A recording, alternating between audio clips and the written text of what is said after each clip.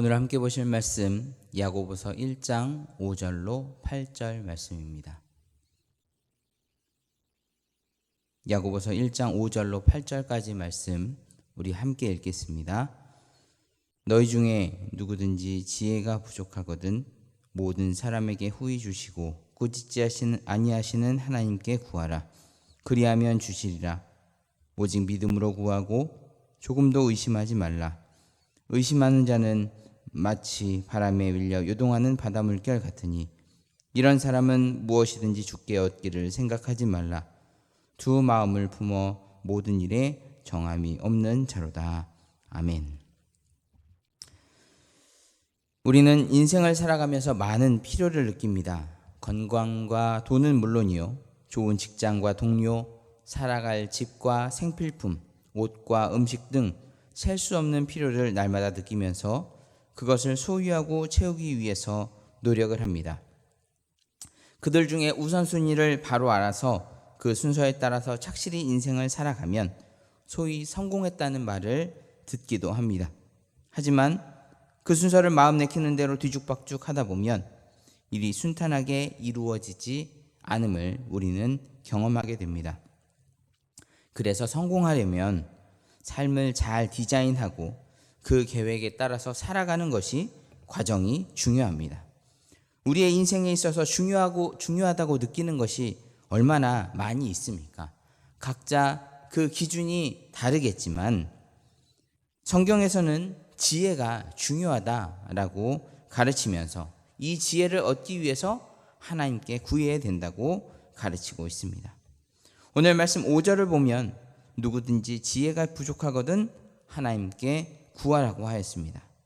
그런데 지금까지 시련과 고난의 의미에 대해서 언급해왔던 앞절의 말씀을 고려해 본다면 본문의 지혜와 시험 사이에는 분명한 관계가 있음을 유추해 볼 수 있습니다. 곧 여기서 말하는 지혜라는 것은 단순한 어떤 지식 같은 것이 아니라 시련과 고난을 이겨낼 수 있을 만한 지혜를 의미하는 것입니다. 그래서 본문에서 시험을 만났을 때 능력과 지혜가 부족하여 어려움을 겪고 있다고 한다면 이것을 하나님께 구하여서 그 어려운 시련을 이겨내라는 권면의 말씀인 것입니다. 우리가 여러 시험을 만났을 때 어느 누구도 아닌 하나님께 지혜를 구해야만 하는 이유는 오직 하나님께서 주시는 지혜가 참된 지혜이고 다른 세상이 주는 지혜는 우리를 시험에서 건져낼 수 없기 때문입니다. 더불어서 하나님의 도움을 받아서 이겨낸 시험만이 성도를 온전한 거룩함으로 인도해주는 유익을 줄 수 있다는 말이기도 합니다.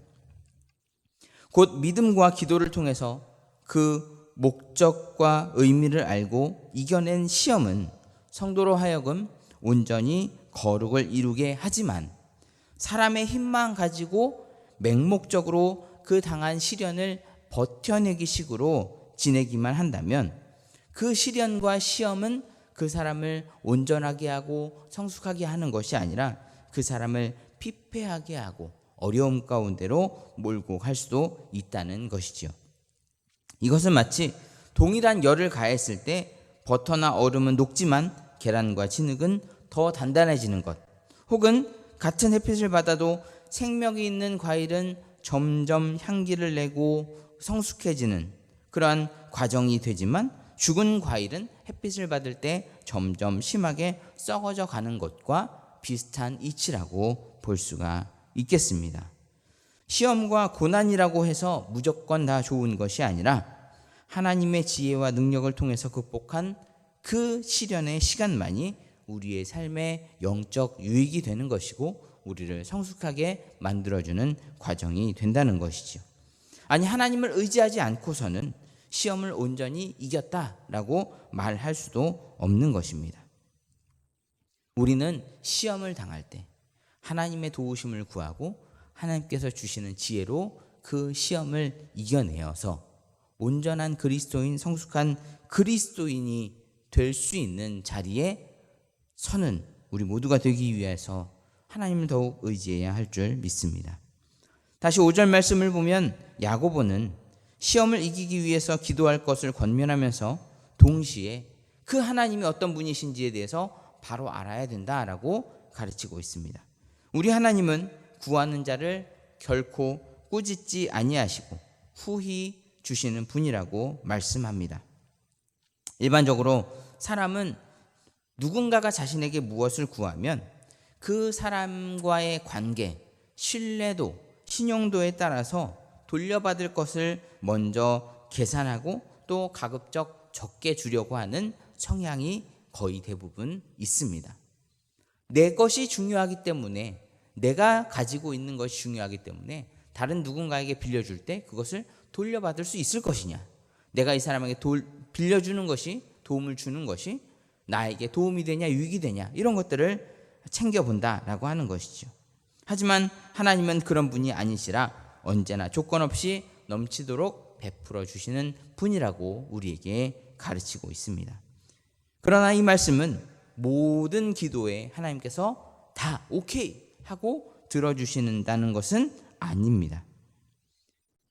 두 마음을 품거나 욕심으로 드리는 기도, 교만과 외식으로 드리는 기도, 거룩한 삶이 따르지 않는 입술만의 기도 같은 것들은 응답되지 않는 것을 더불어서 우리에게 알려주고 있습니다. 정직한 마음과 성실한 태도로 드리는 모든 기도에 대해서 하나님께서는 언제나 기대 이상으로 응답해 주신다는 사실을 믿으면서 우리의 삶을 잘 돌아보고 하나님을 신뢰하며 하나님께 기도하면 약속하신 대로 이루어 주시고 오히려 우리가 구한 것보다 더 좋은 것들을 사랑으로 베풀어 주신다는 사실을 믿는 우리 모두가 되기를 간절히 소망합니다. 이에 대한 대표적인 예로 솔로몬은 하나님께 지혜를 구할 때 하나님께서 그 기도를 기뻐 받으시고 그 예배를 즐거이 받으시며 그가 구하지 않았던 부와 영광까지도 넘치게 허락하셨다는 것을 우리는 말씀을 통해서 알 수 있습니다. 뿐만 아니라 하나님께서는 당신께 겸손히 나와 구하는 모든 자들에게 항상 기대 이상으로 풍성하게 베풀어 주셨습니다. 에스더 역시 이스라엘 백성을 구하기 위하여서 금식 기도를 하였을 때 하나님께서 백성을 구원하신 것뿐 아니라 에스더에게도 큰 영광을 베풀어 주신 것을 알 수 있습니다.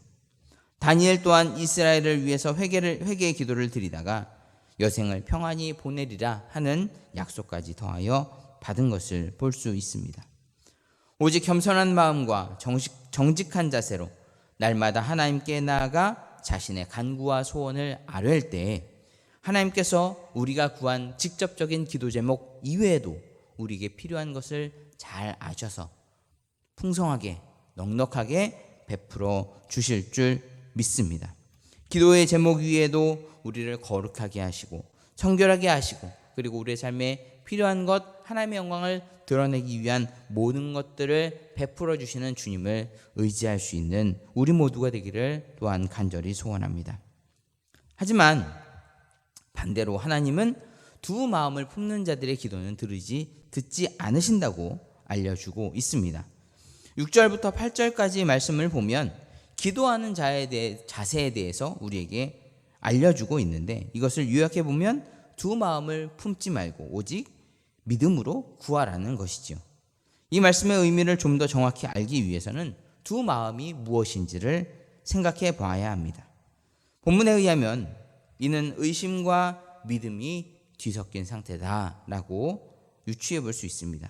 한쪽으로는 믿음을 구하면서 다른 한편으로는 하나님의 응답에 대해서 의심하는 이 두 마음, 그러니까 그 마음의 확신과 신뢰가 온전하지 않은 마음이라 하는 것이죠. 그러니까 마음이 하나가 아니라 쪼개져서 이걸까 저걸까 하는 그러한 확신이 차지 않은 마음을 두 마음으로 표현을 한 것입니다.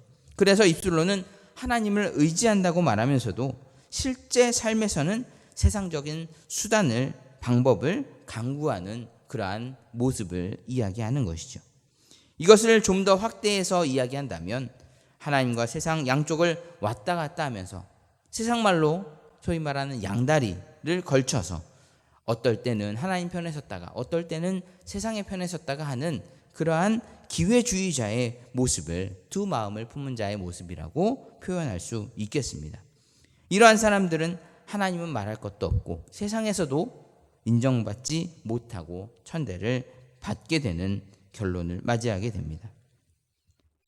때문에 성경도 이러한 자들에 대한 기록을 통해서 우리에게 분명하게 교훈해 주고 있습니다. 우리가 잘 알고 있는 신약의 가룟 유다, 예수님의 제자라고 불렀지만 세상을 버리지 못함으로 말미암아 결국 비참한 최후를 맞이하지 않았습니까? 한 주인이 아니라 두 주인 사이에서 머뭇거리면서 기회주의적으로 움직이다가 결국 어느 쪽에도 환영을 받지 못한 안타까운 결말을 맞이하게 되었습니다. 오직 순수한 믿음으로 구하는 자들의 모습을 예수님께서는 어린아이의 모습으로 말씀하셨습니다. 아이들은 순수한 마음을 가졌기 때문에 무엇을 구할 때 의심 없이 구합니다. 자녀들을 보면요, 어렸을 적에 유치원 때나 그보다 더 어렸을 때 보면 엄마 아빠를 무조건적으로 믿고 무조건 해줄 것이라는 마음으로 때로는 사고를 치기도 하고 너무 무턱대고 말도 안 되는 얼토당토 않는 요구를 할 때도 있습니다. 저희 아이 같은 경우는 아빠가 받아줄 거라는 그러한 확실한 믿음을 가지고 소파나 아니면 침대나 이런 데서 아주 그냥 당차게 뛰어내리는 모습들을 경험하기도 했었습니다. 이러한 신뢰를 바탕으로 한 어떤 구함, 이것이 바로 어린아이의 믿음이라고 예수님께서는 말씀하신 것이죠. 그러한 믿음을 가지고 구할 때 어느 부모가 그것을 거절할 수 있겠습니까? 예수님께서도 우리들을 향하여서 어린아이와 같은 믿음을 가져야 된다고 하는 것이 바로 이런 모습일 것입니다. 우리는 지금 초유의 어려운 때를 보내고 있습니다. 이러할 때에 믿음으로 승리하기 위해서 하나님께서 주시는 지혜를 가져야 합니다. 우리가 책을 많이 읽는다든지 공부를 많이 한다든지 해서 얻을 수 있는 지식이 아니라 하나님께서 주시는 지혜로 모든 어려움들을 이길 수 있다는 사실을 기억하시기 바랍니다. 우리가 믿음으로 주께 그 지혜를 구하면 우리 하나님께서 우리를 사랑하시는 마음으로 그 지혜와 더불어서 풍성한 삶에 필요한 많은 것들을 채워주실 줄 믿습니다.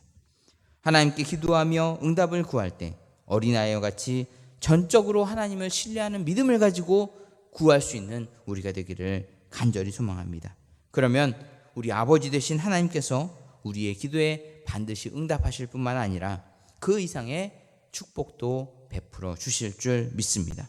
믿음으로 지혜를 구하고 이 험한 세상에서 승리하며 축복을 누리는 복된 성도들의 삶이 되시기를 주님의 이름으로 간절히 소원합니다. 기도하겠습니다. 우리를 사랑하시는 은혜의 아버지 하나님, 이 험한 세상을 살아갈 때 우리의 삶에 필요한 것들이 참 많이 있지만 하나님을 바로 알고 하나님의 뜻을 이루어가는 참 지혜를 얻기를 소망하오니 하나님 우리에게 지혜를 더하여 주시옵시고 이 죄된 세상, 험한 세상에서 믿음으로 승리할 수 있는 길을 우리에게 가르쳐 주시옵소서. 그리하여서 이 땅에서 세상 의지하는 것이 아니라 지혜 주시는 하나님을 의지함으로 말미암아 우리의 기도에 응답하시는 귀한 축복들을 날마다 경험하며 승리의 삶을 살아가는 우리 모두가 될 수 있도록 오늘도 지켜주시옵소서. 우리의 지혜의 근원이 되시는 예수 그리스도의 이름으로 기도합나이다. 아멘.